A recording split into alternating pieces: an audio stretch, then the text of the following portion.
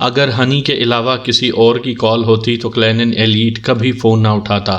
وہ بدھ کی رات تھی جسے وہ اپنی رات کہا کرتا تھا۔ ہفتے میں صرف وہی ایک رات ایسی ہوتی تھی جس میں وہ اپنے شوق پورے کرتا، فرائیڈ چکن کھاتا اور کوئی رومانی مزاحیہ فلم دیکھتا۔ وہ لا اسکول کے زمانے سے ہی اس کا عادی تھا، کچن ٹیبل پر اپنی پسندیدہ خوراک کھانا اور لیپ ٹاپ پر کوئی ہلکی پھلکی مزاحیہ فلم دیکھنا تاکہ 2 گھنٹے کے لیے لا اسکول کی سختی سے دور رہ سکے۔ گو کہ اب وہ وکیل بننے کے بعد پریکٹس کر رہا تھا، لیکن اس نے وہی معمول برقرار رکھا۔ اب اس کے پاس ہر آسائش تھی اور وہ ایک بہترین لیپ ٹاپ پر فلمیں دیکھتا تھا، لیکن اب بھی وہ ہفتے میں ایک مرتبہ فرائیڈ چکن کھاتا اور کوئی مزاحیہ رومانی فلم دیکھتا۔ اس رات وہ ایک پرانی پسندیدہ فلم دیکھنے کے ساتھ فرائیڈ چکن کا دوسرا ٹکڑا کھا رہا تھا۔ اس کی نظریں خوبصورت ماڈل ڈائنا لین پر تھیں جو اٹلی کے گاؤں کورٹونا کے نزدیک ایک ولا کا اشتہاری پمفلٹ دیکھ رہی تھی۔ اس فلم میں ایک انگریز عورت کا کردار ادا کرنے والی اداکارہ لنڈے ڈنکن نے اس سے پوچھا کہ کیا وہ یہ ولا خرید رہی ہے، تو ڈائنا نے کہا، کون یہاں ولا خریدنا نہیں چاہے گا، لیکن جس طرح میری زندگی گزر رہی ہے اسے دیکھتے ہوئے یہ ایک خوفناک آئیڈیا ہے۔ لنڈے شرارتی انداز میں مسکرا کر کہتی ہے، خوفناک آئیڈیاز؟ کیا تم انہیں پسند کرتی ہو؟ اسی وقت فون کی گھنٹی بجی۔ ایلیٹ اس فلم کو کئی مرتبہ دیکھ چکا تھا اور جانتا تھا کہ اس کے بعد کیا ہونے والا ہے۔ یہ واقفیت اسے تسکین پہنچاتی تھی۔ اسے یہ جاننا اچھا لگتا تھا کہ اس کے بعد کیا ہونے والا ہے، اور کسی بھی قسم کی مداخلت اسے پسند نہ تھی، اسی لیے وہ فون نہیں سنتا تھا۔ لیکن ہنی کے فون کو نظر انداز کرنا اس کے لیے ممکن نہیں تھا۔ سیفرون سے فلاور ہنی ایک مضحکہ خیز نام تھا، جیسے کوئی رومانٹک کامیڈی۔ ایلیٹ کا خیال تھا کہ اس کے والدین سے کوئی ایک ہپی رہا ہوگا۔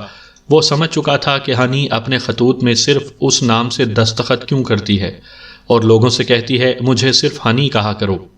وہ دراز قد، دبلی پتلی اور پرکشش ہونے کے ساتھ سمارٹ، غصے کی تیز اور حیرت انگیز طور پر سخت جان تھی، گو کہ وہ لائسنس یافتہ پرائیویٹ سراغ رساں تھی، لیکن ایلیٹ کے ذہن میں اس کا تصور ایک رومانی کامیڈی فلم کی ہیروئن کا تھا۔ لیکن اگر وہ بدھ کی شب 8:45 بجے فون کر رہی تھی تو یہ معاملہ رومانی یا کامیڈی کے علاوہ تھا۔ اس نے فون اٹھایا۔ ہائے ہنی، کیا ہو رہا ہے؟ کیا میں نے کوئی مداخلت کی ہے؟ اس نے پوچھا۔ نہیں، بالکل نہیں، ایلیٹ نے جھوٹ بولا۔ تمہارا بندہ ٹونی پھر پکڑا گیا۔ ایلیٹ نے ایک سرد آہ بھری۔ پھر کوئی حماقت؟ نہیں، وہ بولی، شاید اسی طرح کا کوئی معاملہ ہے۔ ایک لمحہ توقف کے بعد ایلیٹ نے کہا، میں نہیں جانتا کہ اس کا کیا مطلب ہے۔ ایک لڑکی گزشتہ شب بک والٹر پارک سے لاپتہ ہو گئی۔ کلینن ایلیٹ غیر منافع بخش تنظیم mid west centre for artist right میں واحد کل وقتی وکیل تھا۔ اسے کانٹریکٹ کے مسائل، کاپی رائٹ کے تنازعات، دانشورانہ املاک کا تحفظ اور ماڈلنگ سے جڑے مسائل دیکھنا ہوتے تھے، گو کہ یہ سب معاملات اہم اور ضروری تھے، لیکن ان میں دلچسپی یا سنسنی خیزی نہیں تھی۔ اس لحاظ سے اس کا کام قدرے بے کیف تھا۔ پھر اس کا واسطہ ٹونی سے پڑ گیا۔ اس کا اصل نام ٹرسٹان کٹر تھا، لیکن اس کے دوست اسے ٹونی کہتے تھے۔ وہ روایتی آرٹسٹ نہیں تھا، اس نے کبھی آرٹ کی تعلیم حاصل نہیں کی اور نہ ہی کبھی آرٹ میں دلچسپی دکھائی۔ 32 سالہ ٹونی کچھ عرصہ پہلے تک ایک جز وقتی پائپ فٹر تھا۔ اس کے علاوہ اس کے نامہ اعمال میں کچھ چھوٹے موٹے جرائم بھی تھے جو زیادہ تر چوری چکاری کے تھے۔ وہ شاید اب بھی جز وقتی پائپ فٹر اور چور ہی رہتا اگر اسے ایک کیمرہ نہ مل جاتا جو پیشہ ور فوٹوگرافر استعمال کرتے ہیں۔ وہ مشہور برانڈ لیسیا کا کیمرہ تھا جس کی قیمت $11,000 کے قریب تھی، لیکن یہی کیمرہ اس کے گلے کی ہڈی بن گیا۔ اس کا خیال تھا کہ اس کی فروخت سے اسے اچھی خاصی رقم مل جائے گی، لیکن یہ اتنا آسان نہیں تھا۔ وہ اسے کسی پان شاپ پر فروخت نہیں کر سکتا تھا کیونکہ اتنے قیمتی کیمرے کا سیریل نمبر رجسٹرڈ ہوگا اور ملکیت کے ثبوت کے بغیر کوئی بھی پان شاپ والا اسے قبول نہیں کرے گا۔ یہ بھی ممکن ہے کہ پولیس اس کی تلاش میں پان شاپ پر چھاپے مار رہی ہو۔ اسی طرح وہ ان دکانوں پر بھی نہیں جا سکتا تھا جہاں فوٹوگرافی کے سامان کی خرید و فروخت ہوتی تھی۔ وہ اس کیمرے کو آن لائن بھی فروخت نہیں کر سکتا تھا کیونکہ اس طرح وہ بھی پولیس کی نظروں میں آ جاتا۔ اب صرف ایک ہی صورت باقی رہ گئی تھی کہ وہ اس کیمرے کو چند $100 کے عوض کسی ایسے دوست کے ہاتھ فروخت کر دے جو شوقیہ فوٹوگرافر ہو۔ بشرط یہ کہ وہ بلیک اینڈ وائٹ فوٹوگرافی کا شوقین ہو، کیونکہ اس ڈیجیٹل کیمرے سے صرف بلیک اینڈ وائٹ تصویریں کھینچی جا سکتی تھیں۔ ٹونی کا ایسا کوئی فوٹوگرافر دوست نہیں تھا جسے بلیک اینڈ وائٹ تصاویر کا شوق ہو، اس لیے اب وہی اس $11,000 مالیت کے 2 پاؤنڈ وزنی کیمرے کا مالک تھا، لیکن اسے اس کا استعمال نہیں آتا تھا۔ خوش قسمتی سے اس کے پاس ایک لیپ ٹاپ تھا۔ اس نے گوگل پر اس کیمرے کے متعلق جاننے کی کوشش کی۔ اس پر انکشاف ہوا کہ اس کیمرے کو استعمال کرنے والوں کی تعداد بہت زیادہ ہے اور یہ کئی مشہور فوٹوگرافرز کی پسند ہے جن کے بارے میں اس نے پہلے کبھی نہیں سنا تھا۔ اس نے ان میں سے چند ایک کے بارے میں گوگل پر معلومات حاصل کیں اور ان کی تصویروں سے بہت متاثر ہوا۔ وہ سب بلیک اینڈ وائٹ تھیں۔ ٹونی نے سوچا کہ یہ تو میں بھی کر سکتا ہوں۔ پھر اس نے ایسا ہی کیا۔ وہ جہاں جاتا کیمرہ اس کے ساتھ ہوتا۔ یونین ہال، کام کی جگہ پر شراب خانہ، دوستوں کے گھر، لانڈری، مارکیٹ اور ریستوران وغیرہ، اس نے اپنی دنیا کے لوگوں کی تصویریں لینا شروع کر دیں۔ ان میں ویلڈرز، کارپینٹرز، آٹو مکینک، بار ٹینڈرز، ویٹرز، نرسیں، شرابی اور منشیات کے عادی افراد شامل تھے۔ وہ ان کی تصویریں دن رات کے مختلف اوقات میں کام کرتے، شراب پیتے، لڑتے ہوئے، فلرٹ کرتے، کہکہے لگاتے، بد دعائیں دیتے، رقص کرتے، روتے اور سوتے ہوئے کھینچ لیتا۔ وہ کوئی فن پارہ تخلیق کرنے کی کوشش کر رہا تھا۔ وہ صرف یہ دیکھ رہا تھا کہ یہ کیمرہ کیسے کام کرتا ہے، اس کیمرے کے عدسے سے دنیا کیسی نظر آتی ہے اور اس سے کھینچی ہوئی بلیک اینڈ وائٹ تصویریں کیسی ہوتی ہیں۔ اس کے لیے یہ ایک مشغلہ تھا۔ وہ اس سے کسی شاہکار کی توقع نہیں کر رہا تھا۔ اس نے اپنا انسٹاگرام اکاؤنٹ بھی بنا لیا کیونکہ کسی نے اسے بتایا تھا کہ لوگ اپنی تصویریں اس میں ڈالتے ہیں۔ اسے بڑی حیرت ہوئی جب لوگوں نے اس کی تصویروں میں دلچسپی لینا شروع کی۔ وہ سب اس کے دوست یا شراب خانے کے ساتھی نہیں تھے، بلکہ اجنبیوں نے بھی ان تصویروں کو دیکھا۔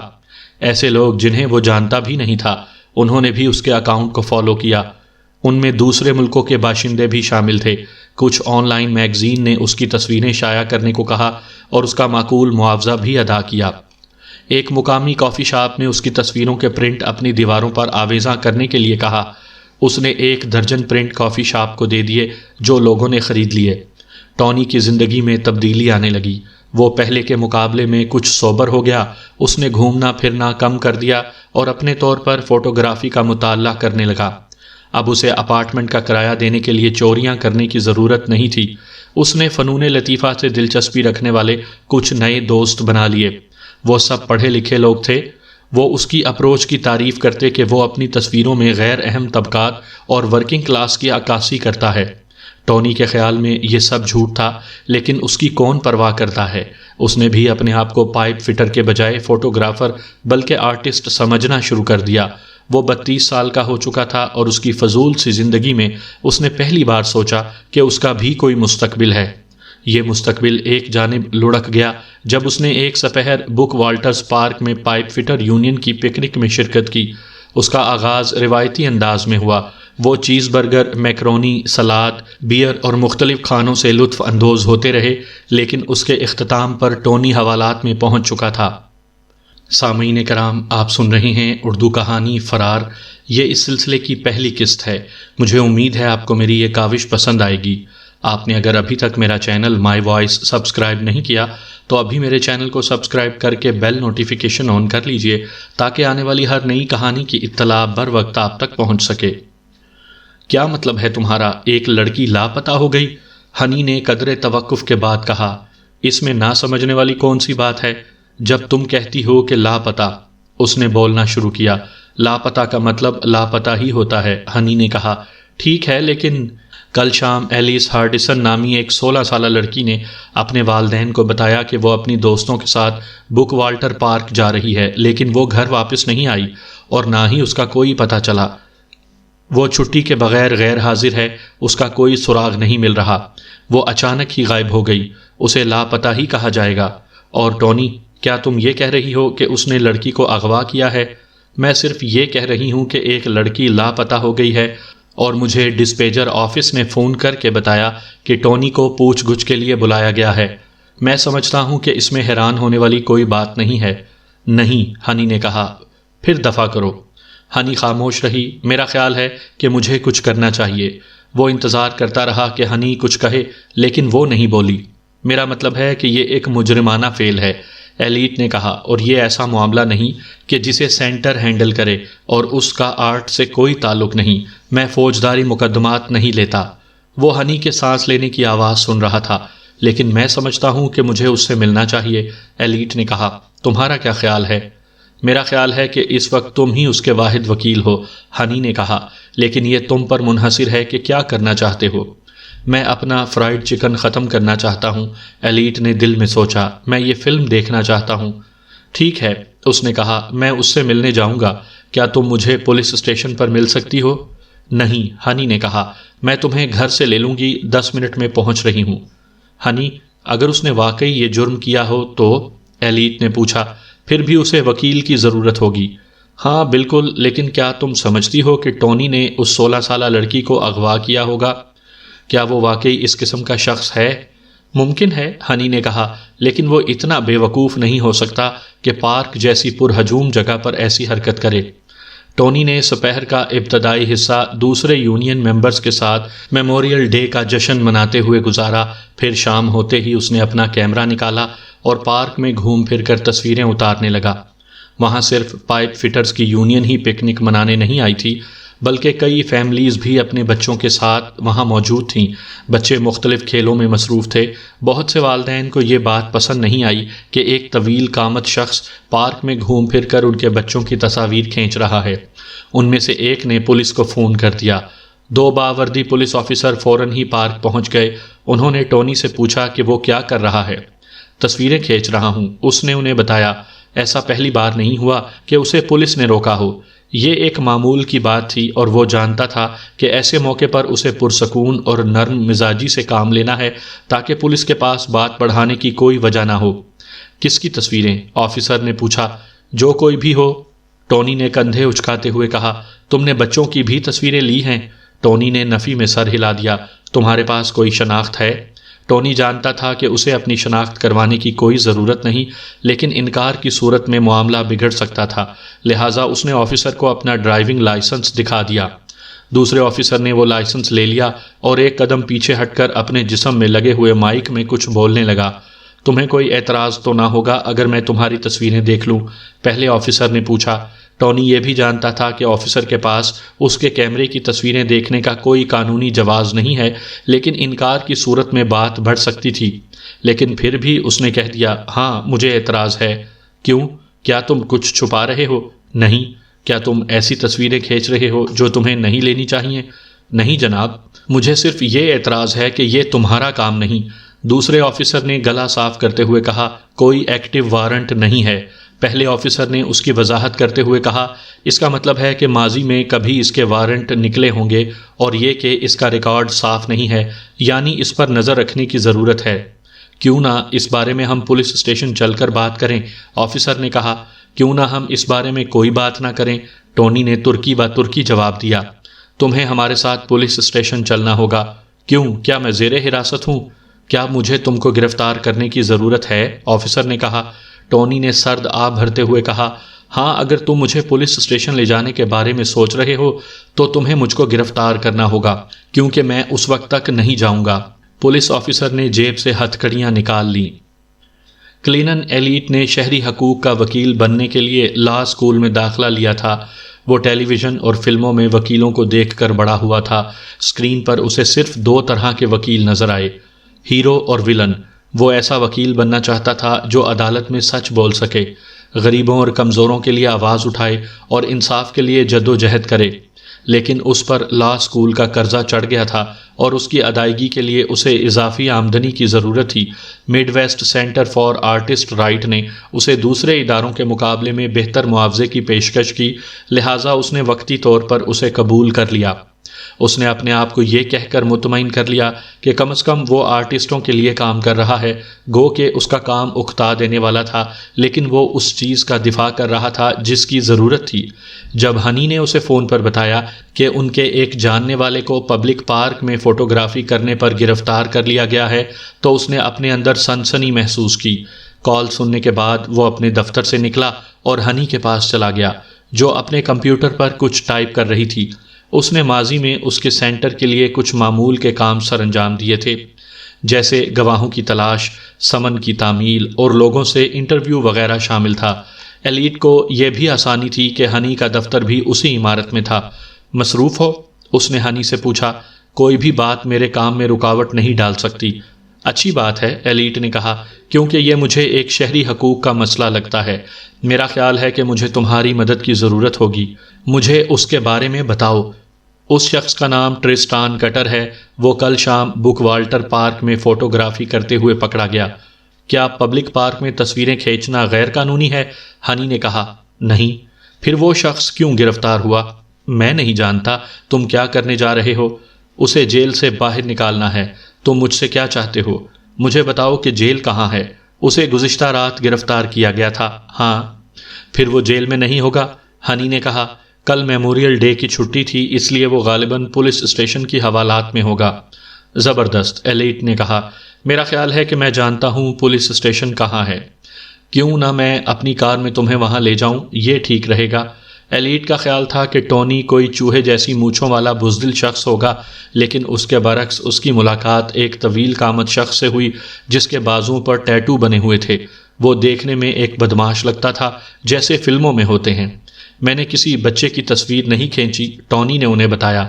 ہنی نے کندھے اچکاتے ہوئے کہا، اس کی پرواہ مت کرو، اس سے کوئی فرق نہیں پڑتا۔ ایلیٹ نے کہا، بک والٹر ایک پبلک پارک ہے اور وہاں کسی پرائیویسی کی توقع نہیں کی جا سکتی۔ تمہیں پورا حق ہے کہ کسی کی بھی تصویر کھینچ سکتے ہو۔ پولیس والوں کا کہنا تھا کہ یہ خلاف قانون ہے۔ مجھے اندیشہ ہے کہ وہ پولیس آفیسر غلطی پر تھا۔ ایلیٹ نے کہا، مانا کہ پبلک پارک میں بچوں کی تصویریں کھینچنا کوئی اچھی بات نہیں، لیکن قانوناً لیکن اگر تم نے ایسا کیا بھی ہے تو قانون تمہارے حق کا تحفظ کرتا ہے، ایلیٹ نے کہا۔ در حقیقت تم ان آفیسرز کی تصویریں کھینچتے جنہوں نے تمہیں گرفتار کیا۔ تم مذاق کر رہے ہو، ٹونی نے کہا۔ یہ بھی کوئی اچھا آئیڈیا نہیں، ہنی نے کہا، بلکہ خوفناک آئیڈیا ہے، ایلیٹ بولا، لیکن یہ مکمل طور پر قانونی ہوتا۔ یہ ایک فضول الزام ہے، ہنی نے کہا، اور یہ الزام اس وقت لگایا جاتا ہے جب پولیس کسی ایسے شخص کو گرفتار کرنا چاہتی ہے جس نے قانون کی خلاف ورزی نہ کی ہو۔ یہ دباؤ ڈالنے کا ایک طریقہ ہوتا ہے۔ انہوں نے میرا کیمرہ بھی لے لیا، کیا وہ مجھے واپس مل سکتا ہے؟ غالباً، ایلیٹ نے کہا، ہم تمہیں یہاں سے نکالنے کے ساتھ یہ سب معاملات بھی دیکھیں گے۔ ڈیوٹی سارجنٹ ایک خوش مزاج عمر رسیدہ باوردی آفیسر تھا جس نے ہنی کو پہچان لیا۔ یہ سب کچھ اہم کانہ تھا، سارجنٹ نے کہا۔ کیمرے میں بچوں کی تصویریں نہیں تھیں۔ اگر تمہارا آدمی تعاون کرتا تو وہ اس معاملے کو نظر انداز کر سکتے تھے۔ تم نے تصویریں دیکھیں؟ ایلیٹ نے کہا۔ ہاں، صرف یہ اطمینان کرنے کے لیے، لیکن جیسا کہ میں نے کہا، ان میں کیا میرے موکل نے تمہیں کیمرے کی تلاشی لینے کی اجازت دی تھی؟ نہیں، لیکن کیونکہ ان میں کوئی… کیا تمہارے پاس اس کیمرے کی تلاشی کا وارنٹ تھا؟ وارنٹ؟ ڈیوٹی سارجنٹ نے حیرت سے کہا۔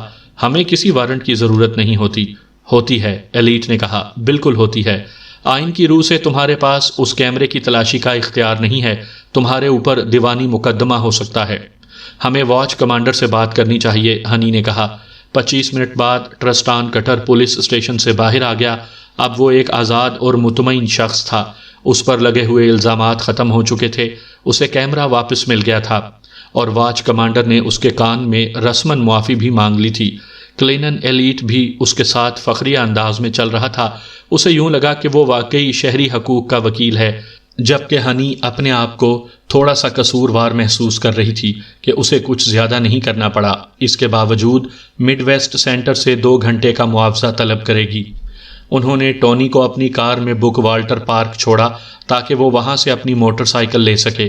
ٹونی نے آسمان کی طرف دیکھا، روشنی بہت کم تھی اور وہ تصویریں کھینچنے کے موڈ میں نہیں تھا۔ اس نے کسی وجہ کے بغیر ایک رات حوالات میں گزاری تھی۔ اس نے اپنے آپ سے کہا کہ اسے گھر جا کر شاور لینا چاہیے اور کچھ کھا پی کر اپنی نیند پوری کر لے، لیکن پھر خیال آیا کہ اسے ایک فوٹوگرافر کے حقوق حاصل تھے اور وہ پبلک پارک میں کسی کی بھی تصویر کھینچ سکتا تھا، لیکن وہاں اسے کوئی قابل ذکر چہرہ نظر نہیں آیا۔ وہاں تو جوان ماؤں کا ایک گروپ بھی تھا اور قریب ہی ان کے بچے کھیل رہے تھے۔ وہ عام طور پر ایسے مناظر کی تصویر کشی نہیں کرتا تھا جب تک کہ کوئی پیارا بچہ نظروں میں نہ سما جائے۔ پہلی بار وہ واقعی ایک تفریح تھی، گو کہ ایلیٹ نے اس کا اعتراف نہیں کیا، لیکن وہ اس سے پوری طرح لطف اندوز ہوا۔ کسی شہری کے حق کے لیے لڑنا پولیس کو مجبور کرنا کہ وہ ٹونی کا کیمرہ واپس کرے اور انہیں معافی پر آمادہ کرنا، یہ سب اس کے لیے ایک تفریح تھی۔ اس کے چند روز بعد ٹونی دوبارہ پکڑا گیا۔ ایلیٹ کو اس کی مدد کر کے خوشی ہوئی، لیکن ٹونی اسی پارک میں دیدہ دلیری سے بچوں کی تصویریں کھینچ رہا تھا۔ ایلیٹ کی نظر میں یہ ایک گھٹیا حرکت تھی۔ وہ نہیں سمجھتا تھا کہ ٹونی کے ساتھ کوئی نفسیاتی مسئلہ ہے، بلکہ اسے یقین تھا کہ وہ پولیس والوں کو جان بوجھ کر ناراض کر رہا ہے، لیکن یہ بھی کوئی اچھی بات نہیں تھی، اور اسی وجہ سے ایلیٹ پریشان تھا۔ جب تیسری بار ٹونی کو پارک سے پکڑا گیا تو ہنی نے ایلیٹ کا ساتھ دینے سے انکار کر دیا۔ اب یہ فوٹوگرافرز کے حقوق کا مسئلہ نہیں بلکہ ذاتی دشمنی لگ رہا تھا۔ یوں لگتا تھا کہ ٹونی اور پولیس ایک دوسرے کو ہراساں کر رہے ہیں۔ چوتھی بار یہ صورتحال بہت مضحکہ خیز اور بدنما ہو گئی۔ ایلیٹ نے ٹونی پر واضح کر دیا کہ 5ویں بار وہ اس کی مدد کے لیے نہیں آئے گا، لیکن 5ویں بار صورتحال بدل گئی۔ اس مرتبہ معاملہ ایک 16 سالہ لڑکی کی گمشدگی کا تھا۔ میں لاپتہ لڑکی کے بارے میں کچھ نہیں جانتا، ٹونی نے کہا۔ مجھے تو انہی لوگوں سے معلوم ہوا کہ کوئی لڑکی لاپتہ ہوئی ہے۔ وہ پولیس اسٹیشن کے اسی انٹرویو روم میں تھے۔ البتہ اس بار ٹونی نے اورنج کلر کا قیدیوں والا لباس پہنا ہوا تھا اور ہاتھوں میں ہتھ کڑیاں تھیں۔ تمہیں کن لوگوں نے بتایا؟ پولیس والوں نے، ٹونی نے کہا۔ ایک سراغ رساں اور 2 باوردی پولیس آفیسرز سپہر میں اس کے گھر آئے تھے۔ پہلے تو ٹونی نے انہیں اپنے اپارٹمنٹ میں نہیں آنے دیا، تب انہوں نے اسے لاپتہ لڑکی کے بارے میں بتایا، لہٰذا میں نے انہیں اندر آنے دیا، ٹونی نے کہا۔ میرا خیال تھا کہ وہ مجھ سے پوچھ گچھ کرنے آئے ہیں۔ انہوں نے یہ نہیں بتایا کہ انہیں مجھ پر شبہ ہے۔ ایک سراغ رساں اور 2 پولیس آفیسرز تمہارے دروازے پر آئے، ہنی نے کہا۔ وہ محض تم سے پوچھ گچھ کرنے نہیں آئے تھے۔ یہ اب میں سمجھا ہوں، ٹونی نے کہا۔ اگلی بار میں پولیس کو اپنے گھر میں داخل نہیں ہونے دوں گا، چاہے وہ کچھ بھی کہتے رہیں۔ انہوں نے تم سے کچھ سوالات کیے؟ ہنی نے پوچھا۔ ٹونی نے نفی میں سر ہلایا۔ انہوں نے صرف یہ بتایا کہ ایک لڑکی لاپتہ ہے اور مجھے ان کے ساتھ جانا ہوگا۔ انہوں نے میرا کیمرہ اور کمپیوٹر بھی لے لیا، جو کہ ٹھیک نہیں ہے۔ کیا وہ ایسا کر سکتے ہیں؟ ہاں، ہنی نے کہا۔ اگر انہوں نے تم سے سوالات نہیں کیے تو انہیں تمہارے حقوق پڑھنے کی بھی ضرورت نہیں، ایلیٹ نے کہا۔ ہنی ٹھیک کہہ رہی ہے، انہیں صرف یہ بتانا ہوگا کہ اگر وہ کوئی سوال نہیں کر رہے تو تمہیں خاموش رہنا ہے۔ اگر وہ تم سے کوئی سوال نہیں کرتے، ہنی نے کہا، تو اس کا مطلب یہ ہوتا ہے کہ انہیں پہلے ہی تمہارے خلاف کوئی ثبوت مل گیا ہے۔ ناممکن، ٹونی نے کہا۔ ان کے پاس میرے خلاف کوئی ثبوت نہیں ہو سکتا کیونکہ میں نے کچھ نہیں کیا اور میں اس لاپتہ لڑکی کے بارے میں کچھ نہیں جانتا۔ ٹھیک ہے، ہنی نے کہا۔ کیا تمہیں میری بات کا یقین نہیں ہے؟ وہ کندھے اچکاتے ہوئے بولی، میرے یقین کرنے یا نہ کرنے سے کوئی فرق نہیں پڑتا۔ ان کے پاس تمہیں گرفتار کرنے کی کوئی مضبوط وجہ ہے، لیکن شاید وہ تم سے سوالات نہیں کریں گے جب تک کہ انہیں مزید ثبوت نہ مل جائیں۔ اگر وہ تم سے سوالات کرنا شروع کریں تو تمہیں خاموش رہنا ہے، ایلیٹ نے کہا، جب تک کہ تم وکیل بلانے کا مطالبہ نہ کرو۔ ٹونی نے چونکتے ہوئے کہا، تم نے کہا وکیل؟ کیا تم میری وکالت نہیں کرو گے؟ نہیں، ایلیٹ نے کہا۔ ٹونی اپنی ہتھ کڑیوں کی طرف دیکھتے ہوئے بولا، مجھے یاد ہے کہ تم نے پچھلی بار کیا کہا تھا، لیکن یہ معاملہ مختلف ہے۔ ہاں، ایلیٹ بولا، یہ ایک فوجداری کیس ہے اور میں فوجداری وکیل نہیں ہوں، نہ ہی سینٹر مجھے اس قسم کے کیس کی فیس ادا کرے گا، لیکن تم آج رات یہاں سے نکلنے میں میری مدد کرو گے؟ ایلیٹ دونوں بازو پھیلاتے ہوئے بولا، میں نہیں سمجھتا کہ اس سلسلے میں تمہاری کوئی مدد کر سکتا ہوں۔ کوئی بھی کچھ نہیں کر سکتا، ہنی نے کہا۔ ایک 16 سالہ لڑکی لاپتہ ہے اور پولیس کا خیال ہے کہ تم اس میں ملوث ہو، تو تم میری کوئی مدد نہیں کرو گے، ٹونی نے کہا۔ یہ میرے بس میں نہیں ہے، ایلیٹ نے کہا۔ ٹونی نے ہنی کو مخاطب کرتے ہوئے کہا، تم پرائیویٹ سراغ رساں ہو، کیا تم میرے لیے کام نہیں کر سکتی؟ کیوں نہ تم اس معاملے کی تحقیقات کرو؟ ہنی چند لمحے اسے دیکھتی رہی، پھر بولی، تم اس وقت کہاں تھے جب ایلیس ہارڈسن لاپتہ ہوئی؟ مجھے نہیں معلوم، ٹونی نے کہا۔ اس دن میں نے زیادہ وقت گھر پر گزارا اور ایک نیا ویڈیو گیم کھیلتا رہا۔ اکیلے ہی؟ کیا اس سے ثابت نہیں ہوتا کہ میں جائے وقوع پر موجود نہیں تھا؟ میرا اس واقعے سے کوئی تعلق نہیں، مجھے مدد کی ضرورت ہے، ہنی نے منہ بناتے ہوئے کہا۔ میری فیس کون دے گا؟ کیا تم سنجیدہ ہو؟ ہاں، مجھے بھی کرایہ دینا ہوتا ہے۔ میرے پاس زیادہ رقم نہیں ہے، لیکن کچھ تصویریں ہیں جن کی اچھی قیمت مل سکتی ہے۔ جیسے میں نے اس سال اپنی تصویروں سے $4000 کمائے، گو کہ یہ بہت زیادہ نہیں، لیکن میں یہ کر سکتا ہوں کہ اس سال بھی جتنی بھی تصویریں کھینچی ہیں ان کے حقوق تمہارے نام کر دوں۔ ہنی نے سوچتے ہوئے کہا، وہ تصویریں کہاں ہیں؟ ان میں سے زیادہ تر میرے میموری کارڈ یا کمپیوٹر میں ہیں، لیکن وہ کم وقت میرا کمپیوٹر اور کیمرہ بھی لے گئے، لیکن کوئی بات نہیں، میرے کمپیوٹر کی ہر چیز کا بیک اپ موجود ہے۔ کیا تمہارے کیمرے یا کمپیوٹر میں اس لڑکی کی کوئی تصویر ہے؟ ہنی نے پوچھا۔ ٹونی نے نفی میں سر ہلا دیا۔ نہیں۔ تمہیں یقین ہے؟ ہاں، ٹونی نے کہا۔ میں نہیں جانتا، اگر وہ پارک میں تھی تو شاید میں نے اس کی تصویر کھینچی ہو، جس طرح میں نے دوسرے بچوں کی تصویریں لی تھیں۔ میں اسے نہیں پہچانتا، لیکن اگر میں نے اس کی تصویر کھینچی ہے تو شاید یہ میرے لیے اچھا نہ ہو۔ ہاں، ہنی نے کہا۔ لیکن تم جانتی ہو، ٹونی نے کہا، اگر میں نے اس کی تصویر کھینچی ہے تو پولیس کو وہ نہیں ملے گی۔ انہوں نے میرا کیمرہ اور کمپیوٹر لیا ہے لیکن میموری کارڈ نہیں۔ تم نے کہا ہے کہ ہر چیز کا بیک اپ موجود ہے، ایلیٹ بولا، لہٰذا جب انہیں کمپیوٹر کی تلاشی لینے کا وارنٹ مل جائے گا تو ان کی رسائی۔ ہاں، ٹونی بولا، وہ ہر اس چیز تک پہنچ سکتے ہیں جو میں نے ڈاؤن لوڈ کی ہے، لیکن میں نے کسی بچے کی تصویر ڈاؤن لوڈ نہیں کی۔ ایلیٹ نے ہنی کی طرف دیکھا تو اس نے کندھے اچکا دیے۔ وہ دونوں ٹونی کو دیکھنے لگے۔ دیکھو، میں ایک اسٹریٹ فوٹوگرافر ہوں۔ میں سڑکوں پر لوگوں کی تصویریں لیتا ہوں جو وہ مجھ سے چاہتے ہیں۔ انہیں پارک میں کھیلتے ہوئے بچوں کی تصویریں نہیں چاہیے، وہ میں صرف پولیس والوں کو غصہ دلانے کے لیے کھینچتا ہوں۔ اسی لیے میں ان تصویروں کو کمپیوٹر پر ڈاؤن لوڈ نہیں کرتا اور ان کا بیک اپ بھی نہیں رکھتا۔ وہ اب بھی میموری کارڈ میں ہے، میں نے اسے کچن میں ایک پیالے میں رکھ دیا تھا۔ لیکن جن تصویروں کا بیک اپ ہے، کیا وہ فروخت ہو سکتی ہیں؟ ٹونی نے سر ہلاتے ہوئے کہا۔ اب وہ تمہاری ہیں، تم انہیں فروخت کر سکتی ہو۔ پھر تم کیا کہتی ہو؟ کیا تم میرے لیے اس معاملے کو دیکھو گی؟ اس طرح کا کیس لینا ایک خوفناک آئیڈیا ہے، ہنی نے کہا، لیکن میں تمہاری مدد کروں گی۔ ٹونی کو گرفتار کرنے والے آفیسر سراغ رساں ٹم بوکارڈ کا رویہ کافی دوستانہ تھا۔ وہ ہنی کو جانتا تھا، اس لیے اس سے بات کرنے کے لیے تیار ہو گیا۔ ہم نے ابھی تک اس لڑکی کے حوالے سے اس پر کوئی الزام نہیں لگایا۔ فی الحال ہم نے اسے کیمرے کی وجہ سے پکڑا ہوا ہے، لیکن ظاہر ہے کہ ہم لڑکی کے معاملے میں بھی اس پر نظر رکھے ہوئے ہیں۔ یہ اس کے لیے اچھا نہیں ہے۔ تم کیمرے کی بات کر رہے ہو؟ ایلیٹ نے پوچھا۔ وہ کیمرہ چوری کا ہے، بوکارڈ نے کہا۔ کچھ عرصہ پہلے ایک دندان ساز نے اس کی رپورٹ درج کروائی تھی جب اس کے مکان میں نقب زنی ہوئی۔ ایلیٹ نے ہنی کی طرف دیکھا، پھر پولیس والے سے پوچھا، تم نے اسے ایک چوری شدہ کیمرہ قبضے میں رکھنے کی وجہ سے پکڑا ہوا ہے؟ اگر صرف یہی کیس ہے تو مجھے امید ہے کہ آج ہم اس پر مزید الزامات عائد کریں گے، بوکارڈ نے کہا۔ ہمیں معلوم ہے کہ وہ گزشتہ روز بک والٹر پارک میں اس لڑکی کے ساتھ تھا۔ ایلیس، ہنی نے کہا۔ اس لڑکی کا نام ایلیس ہارڈسن ہے؟ معاف کرنا، بوکارڈ نے کہا۔ تمہیں اندازہ ہو گیا ہوگا کہ میں کیا پوچھنے والی ہوں، ہنی نے کہا۔ بوکارڈ مسکرایا۔ ہمیں کیسے معلوم ہوا کہ وہ اس لڑکی کے ساتھ تھا؟ ہمارے پاس ایک گواہ ہے، اور ان دونوں کی اکٹھی تصویر بھی۔ اس لڑکی کی ایک دوست نے وہ تصویریں لی تھیں۔ کیا ہم وہ تصویریں دیکھ سکتے ہیں؟ ایلیٹ نے پوچھا۔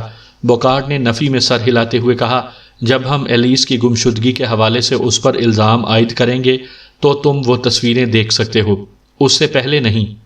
وہ دونوں ان تصویروں میں کیا کر رہے ہیں؟ ہنی نے پوچھا۔ بوکارڈ بولا، کچھ خاص نہیں، بس وقت گزار رہے ہیں، لیکن کیونکہ تمہارا آدمی اس لڑکی کو پہچاننے سے انکار کر رہا ہے، اس لیے ہم اس کے میموری کارڈ اور اپارٹمنٹ کی تلاشی کے لیے وارنٹ کا انتظار کر رہے ہیں۔ لیکن جیسا کہ میں نے کہا، یہ اس کے لیے اچھا نہیں ہے۔ ابھی تک تمہیں صرف وہ تصویریں ہی ملی ہیں، ہنی نے کہا۔ تحقیقات ابھی شروع ہوئی ہیں، اس نے مسکراتے ہوئے کہا۔ ہنی نے اپارٹمنٹ کا تالا کھولا۔ ٹونی نے انہیں اپنے اپارٹمنٹ میں داخل ہونے اور میموری کارڈ لینے کے تحریری اجازت دی تھی، لیکن وہ پولیس کے پراپرٹی روم سے چابیاں لینا نہیں چاہ رہی تھی، لہٰذا اس نے دوسرا طریقہ آزمانے کا فیصلہ کیا۔ وہ ایک خستہ حال اپارٹمنٹ تھا اور اس میں ویسا ہی تالا لگا ہوا تھا۔ اسے کھولنے میں 1 منٹ نہیں لگا۔ تم نے یہ کام کہاں سے سیکھا؟ ایلیٹ نے پوچھا۔ میں پرائیویٹ سراغ رساں ہوں، مجھے ایسے کاموں کا تجربہ ہے۔ وہ اپارٹمنٹ حیرت انگیز طور پر صاف ستھرا تھا اور وہاں کوئی بے ترتیبی نہیں تھی۔ لیونگ روم کے ساتھ کچن تھا، بیڈ روم میں ایک صاف ستھرا ڈبل بیڈ اور میز تھی جس پر کمپیوٹر رکھا جاتا تھا۔ اس کے تار ابھی تک لٹک رہے تھے۔ جیسا کہ ٹونی نے بتایا کہ کچن کاؤنٹر پر ایک پیالہ رکھا ہوا تھا جس میں 1 درجن کے قریب میموری کارڈز موجود تھے۔ ہنی نے کیبنٹ کی تلاشی لی، ان میں سے کچھ پلاسٹک کے تھیلے نظر آئے۔ اس نے وہ کارڈ ایک تھیلے میں ڈالے اور تھیلا ایلیٹ کو پکڑا دیا۔ میں ان کا کیا کروں گا؟ ایلیٹ نے کہا۔ اسے کسی کے اپارٹمنٹ میں آنا اچھا نہیں لگ رہا تھا، خاص کر جب ہنی نے دروازے کا تالا کھولا، لیکن ہنی کو کوئی فکر نہیں تھی۔ تم انہیں دیکھو، اس نے کہا۔ کیا ان میں ایلیس کی تصویریں ہیں؟ مجھے کیسے معلوم ہوگا کہ ان میں سے کون سی تصویر ایلس کی ہے؟ ایلیٹ نے کہا، میں نہیں جانتا کہ وہ کیسی لگتی ہے۔ ہنی نے ایک سرد آہ بھری اور اپنا ہاتھ آگے بڑھاتے ہوئے بولی، مجھے اپنا فون دو۔ وہ پوچھنا چاہ رہا تھا کہ اس کا فون کیوں مانگ رہی ہے، لیکن پھر کچھ کہے بغیر اسے فون دے دیا۔ ہنی نے پلے اسٹور میں انسٹاگرام پر ایلیس ہارڈسن کی تصویریں تلاش کیں۔ پہلی تصویر ایک پھولے ہوئے گالوں والی خوبصورت لڑکی کی تھی۔ اس کی ناک اوپر کو اٹھی ہوئی اور گہرے سیاہ بال تھے۔ تمہیں یہی چاہیے تھی؟ اس نے کہا، وہ اسی شکل کی ہے۔ اگر کسی اور لڑکی کی تصویر اس سے ملتی جلتی ہو تو اسے بھی نوٹ کر لینا۔